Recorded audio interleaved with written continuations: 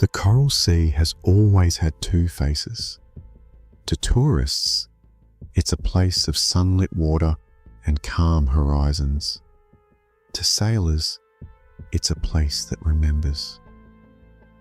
In April 2007, 3 men set out from Airlie Beach, Queensland, on what was meant to be the adventure of their lives. Derek Des Batten, 56, was the skipper, practical, careful, semi-retired. His friends and neighbours, brothers Peter Tunstead, 69, and James Jim Tunstead, 63, joined him for the long sail home to Fremantle. They called their boat Kaz II, a sleek white 9.8 metre catamaran. For 2 months, they planned to follow Australia's northern coast, charting a slow, scenic loop across some of the most beautiful water on Earth. On the morning of April the 15th, the Kaz II slipped out of port between 7 and 8 a.m.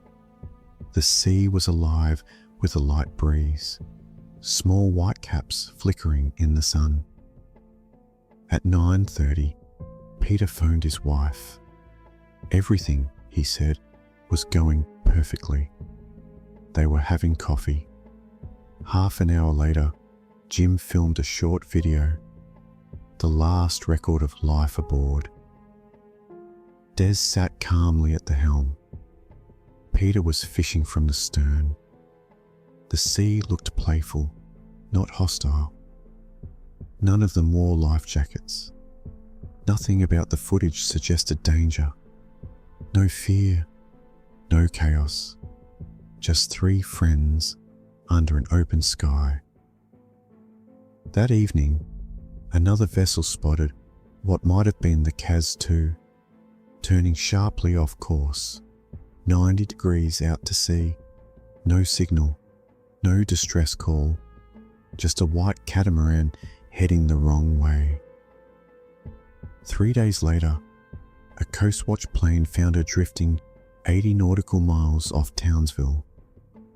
2 days after that, maritime officers boarded her. What they found would make headlines around the world. The Kaz II looked untouched. The diesel engine still hummed quietly in neutral. The sails hung slack. Down below, the cabin was neat, eerily neat. A table was set for lunch, as if waiting for hands that never returned. A laptop glowed faintly on the navigation desk. The GPS was on. Wallets, mobile phones, and clothes were still neatly stacked. The life jackets and emergency beacon remained untouched. There were no signs of a storm, no struggle, no water damage. The only irregularity was the forward sail, the jib, ripped to shreds. Everything else felt suspended, like a photograph frozen mid-motion. One of the boarding officers later admitted he hesitated before stepping below deck. It felt, he said, like the people had just stepped outside. The fenders, rubber bumpers used when docking, still hung over the sides, swaying in the tide. It was a strange detail. Fenders mean a boat is preparing to come alongside something. A wharf, another vessel, a sandbar perhaps. But out here, in deep water, there was nothing to meet. Investigators searched every corner. Nothing. No damage. No missing items. No trace of the 3 men. The ocean had returned the Kaz II perfectly intact, except for her crew. News outlets called it Australia's Mary Celeste, a ghost ship, a modern mystery. Search aircraft swept hundreds of square kilometres of sea. Helicopters traced the currents. Patrol boats drifted in widening arcs, hoping to find bodies, debris, anything. But the coral sea gave nothing back. To their families, the silence was unbearable. Des wasn't reckless, his wife Frances said. If something went wrong, he'd fix it. The Tunstead family agreed. They couldn't believe all three had simply vanished in daylight, close to shore, under calm skies. The questions multiplied faster than answers. If it was an accident, why were all safety systems unused? If it was foul play, where was the evidence? And if it was neither, what had really happened on board that morning? When the Kaz II was finally towed to Townsville, forensic teams examined every inch. No fingerprints out of place, no blood, no hidden damage. Just a clean, empty vessel that seemed to have lost its purpose.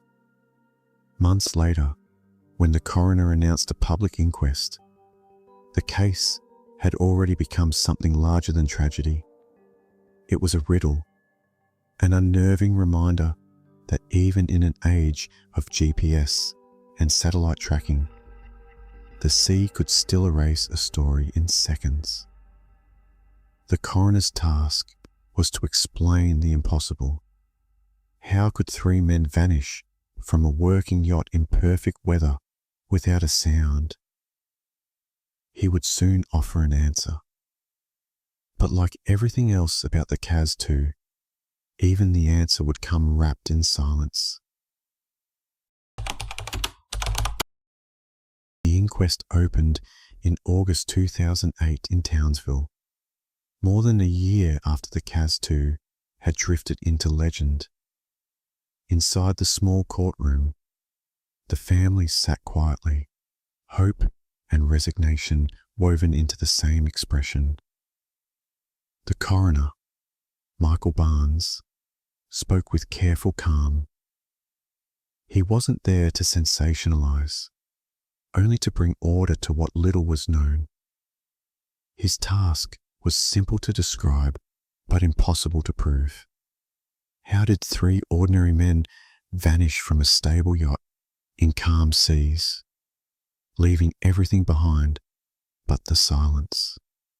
There were no witnesses, no distress signals, no physical evidence of a struggle, just a handful of clues: the torn sail, the idling engine, the open laptop, and a blue coffee mug found near the life ring. From these fragments, Barnes built a theory. It began with the fishing line. In the final video, a white rope trailed behind the Kaz II, a lure glinting in the sunlight.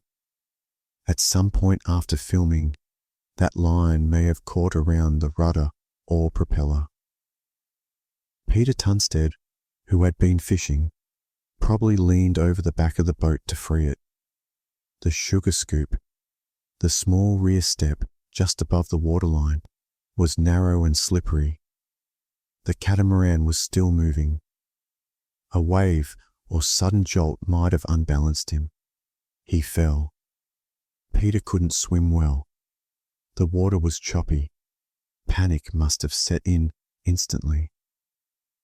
His brother Jim reacted instinctively. Seeing Peter in trouble, he jumped in after him. It was what anyone would have done for family. Now two men were in the water, calling for help. Des Batten, at the helm, saw what was happening. He put the engine into neutral and rushed forward to drop the sails so we could turn back for them. But when he left the wheel, the wind shifted. The boom, heavy and unpredictable, swung across the deck in what sailors call an accidental jibe. It may have hit him. It may simply have startled him. Either way, Des lost his balance and went overboard. Within seconds, all three men were in the sea. None wore life jackets. None had time to deploy the life ring or hit the emergency beacon. The Kaz II drifted on without them. her autopilot still engaged. Barnes spoke softly as he read the findings. The scenario was tragic, but it made sense. Each clue fit neatly into the sequence. The running engine explained why rescuers heard it idling. The torn sail matched days of wind after the crew vanished. The untouched cabin fit a disappearance that happened suddenly before panic could spread. It was, as he called it, a simple case of misadventure. The men drowned, quickly, silently, inevitably. But simplicity is rarely satisfying. The courtroom was still as he spoke. The families listened, but their faces told another story. Francis Batten later said, "It's an explanation, not an answer." Others in the sailing community felt the same. The theory might have been plausible on paper, but many believed it underestimated the instincts of anyone who spent time at sea. "If someone goes overboard," one sailor told a reporter, "the first thing you do is throw a ring, not jump in, and you never leave the helm." Even the coroner admitted that no one could be certain what truly happened. His scenario was only the most probable chain of events. But probability and truth are not the same thing. Still, his conclusion closed the official file. There was no evidence of foul play, no signs of piracy, no reason to suspect the men had staged their own disappearance. All that remained was the ocean, vast, indifferent, and perfectly capable of swallowing 3 men without leaving a ripple. Barnes ended his statement with words that struck like a quiet echo. "The sea is unforgiving of the smallest mistake. When small errors combine, they become catastrophe." It was the only sentence that seemed to satisfy everyone, not because it solved the mystery, but because it explained why it might never be solved. Outside the courthouse, the world moved on. The headlines faded, but not the unease. For many, the idea that 3 men could vanish so neatly, so silently, under a clear sky, felt more like myth than misfortune. Sailors replayed the scene in their minds. Peter leaning too far, Jim diving after him, Des making one fatal decision to help. Each action logical, each outcome final. The Kaz II continued her course alone, the engine running steadily, her sails snapping in the wind until one finally shredded itself to ribbons. She drifted like that for days, a vessel without a heartbeat, guided only by the wind. By the time authorities boarded her, she had become something else entirely. No longer a yacht, but an image, a symbol of how fragile control can be once you step beyond the shoreline. When the coroner closed the file, it seemed like the end of the story. But the Kaz II refused to fade. Because if this tragedy was really so simple, why did it feel so wrong? Why were there no life rings deployed? Why was no emergency signal sent? Why in that final video did everything seem so peaceful, just minutes before disaster? Each answer opened another question, and soon sailors and skeptics alike began searching for cracks in the official version. The Kaz II might have been declared a tragedy of chance, but for many, it was the beginning of something else entirely, a story of doubt, speculation, and theories that refused to die. The coroner's explanation may have closed the case on paper, but in the real world, the Kaz II story was just beginning to spread its second life, one made of theories, contradictions, and doubts. Every sailor knows the sea is cruel, but even cruelty usually leaves evidence. The Kaz II left none, no distress call, no wreckage, no sign of panic, just a boat perfectly adrift, like the world's tidiest mystery. And that was the problem. It was too tidy. The first detail that stirred unease was the fenders. When the yacht was found, soft rubber bumpers hung neatly over her sides, equipment used when docking, never at sea. They suggested intention, preparation, even expectation. Had the crew planned to meet another vessel, to anchor near a sandbar? Investigators brushed it off, saying some sailors leave fenders down out of habit. But experienced mariners weren't convinced. The Kaz II wasn't a fishing dinghy. She was a clean, modern catamaran. For fenders to be deployed meant something had been planned, but planned with whom? Then there was the eerie order inside the cabin, everything in its place. A meal laid out on the table, silverware neatly set, plates untouched. It was a tableau that felt deliberate, as though time had stopped between breaths. Investigators saw routine. The public saw something else. Staging. The uncanny neatness didn't feel like a storm or an accident. It felt like an interruption. It's hard not to imagine the scene. A knock, a shout, a decision, a distraction. Something so sudden it pulled all three men from that cabin at once. But whatever it was, it left no trace. The torn sail, too, refused to settle quietly. The coroner's report suggested it had been shredded by wind after days of neglect. And yes, that happens. But even to casual sailors, the rest of the Kaz II's condition didn't support such neglect. The rigging was intact, the masts secure. If a storm had been strong enough to tear fabric to ribbons, surely it would have left some other mark. But the Kaz II floated on like a ghost unruffled by weather. And what about the radio, the laptop, the emergency beacon still locked in place? Even in panic, even in shock, one of them should have reached for something.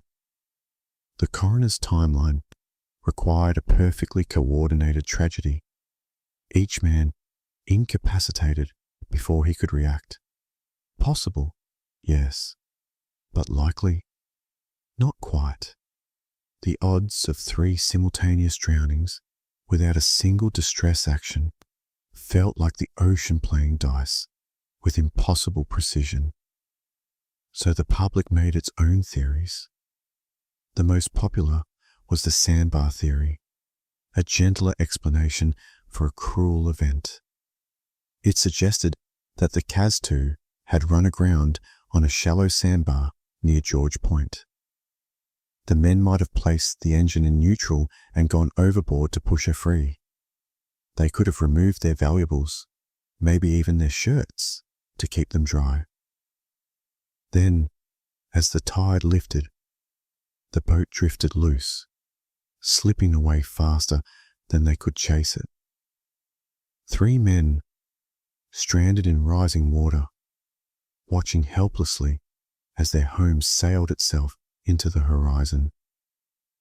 It fits so many clues. The idle engine, the untouched gear, the fenders, the calm weather. But it too had gaps. Search teams scoured every sandbar in the region, and found nothing. No footprints, no clothing, no indication that anyone had waded through. Tides can erase evidence, yes, but could they erase 3 lives so completely? And even if they had all entered the water, why hadn't one stayed aboard to steer? Like all good theories, it made sense until you looked too closely. The next was darker. Piracy or foul play. Maybe the Kaz II had met another vessel. Maybe someone had boarded. The fenders again became the centerpiece of this argument, ready for docking, for contact. But pirates don't tidy tables. They don't leave electronics and wallets untouched. They don't erase fingerprints and close laptops. There were no marks of violence, no signs of theft. If someone had boarded, they'd done so with surgical precision, leaving not a single trace. It sounded cinematic, but not plausible. And then came the most human of all theories, the staged disappearance. Some speculated that the men had planned to vanish, that they had left the vessel adrift intentionally, paddled away in a dinghy, and disappeared into the wide Pacific to start new lives. It's the kind of fantasy people project when reality feels too bleak. But this one had no anchor. All 3 had stable lives, families, and finances. They were retirees, not runaways, and no dinghy was missing. The Kaz II had no escape craft, only questions. Beyond those lay the stranger ideas, the ones whispered online in half-serious tones, that the Coral Sea was cursed, a southern mirror of the Bermuda Triangle, that electromagnetic interference swallowed signals, that the men had stumbled into something unexplainable. People joked about portals and disappearances, but behind every joke was the same quiet truth. The Kaz II didn't behave like a normal tragedy. It was too clean, too deliberate, too unreal. The human mind, confronted with a perfect void, fills it with ghosts. Even professionals began to see the story differently, not as conspiracy, but as symbol. It wasn't just about 3 missing sailors anymore. It was about how thin the line between safety and disappearance really is.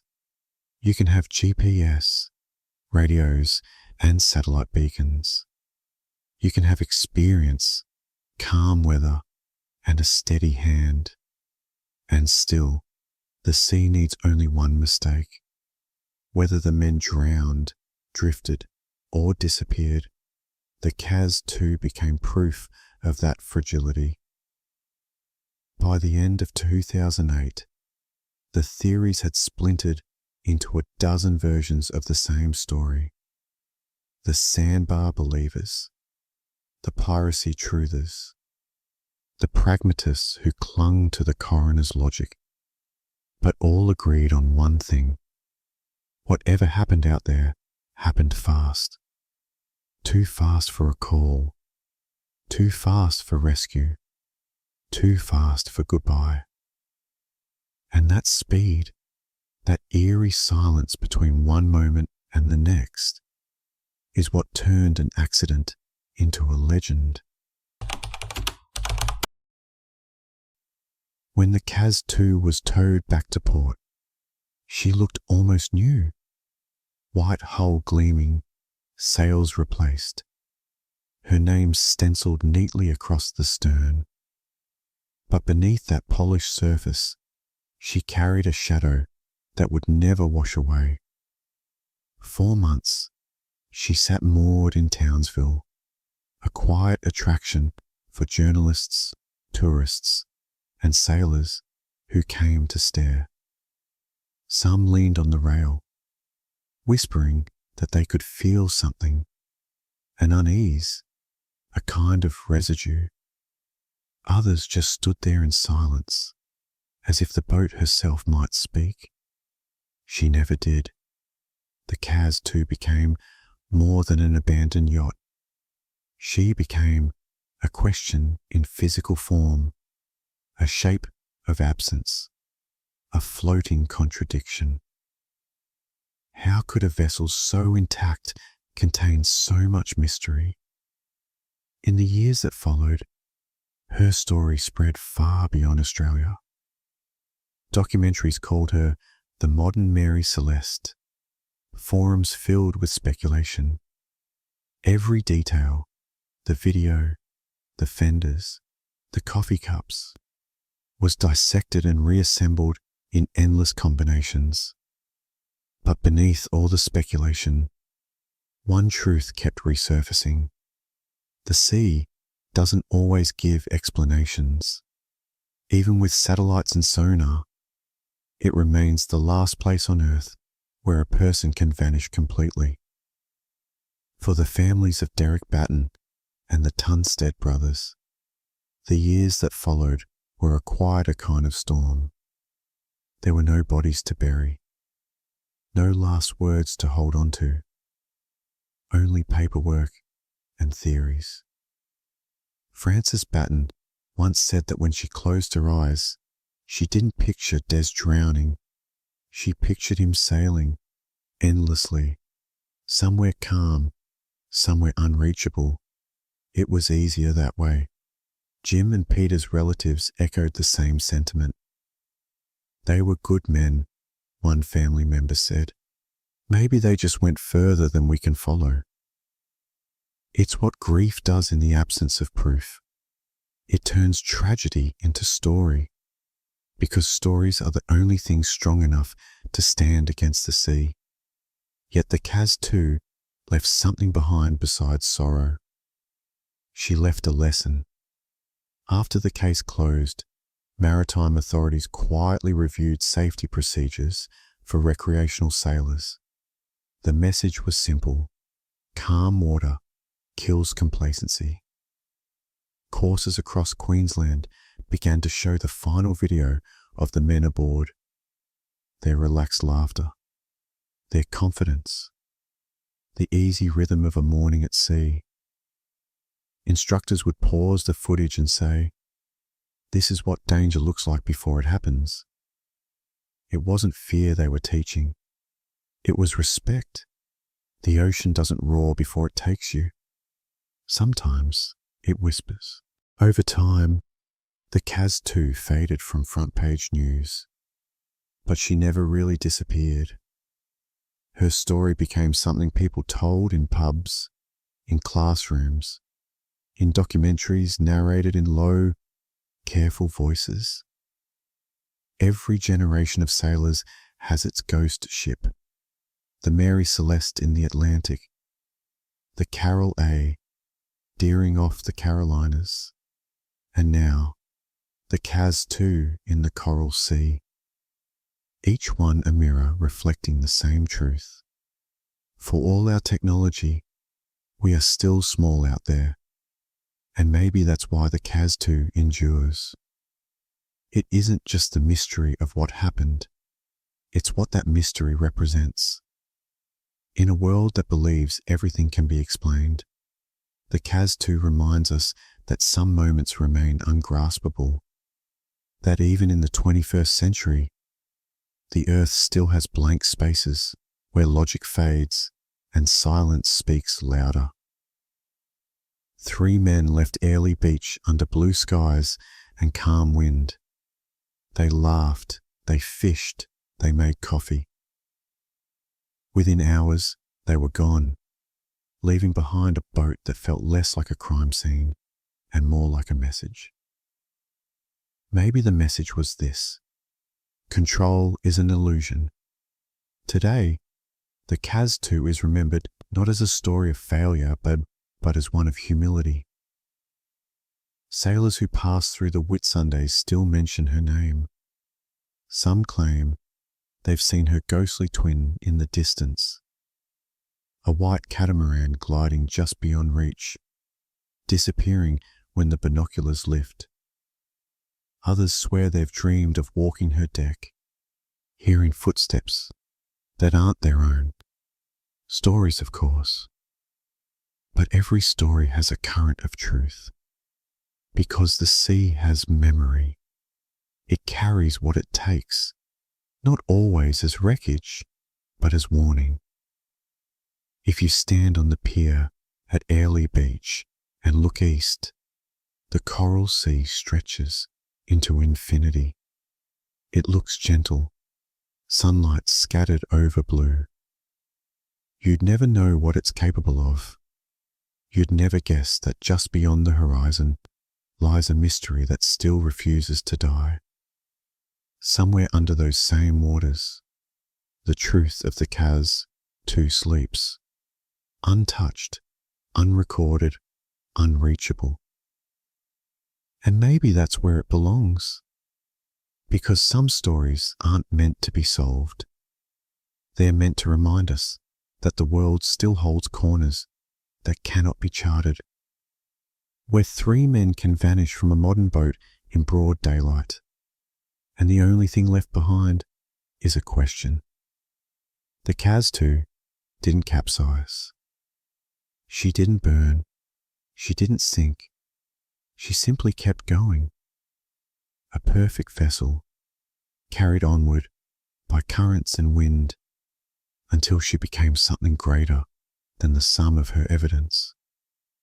A ghost not of horror, but of awe. Even now, when sailors tell her story, they lower their voices slightly, as if not to wake her. They say, "The sea gives and the sea takes, the rest is silence." And somewhere, perhaps, the Kaz II is still sailing, not across water, but through memory, forever adrift, forever unanswered.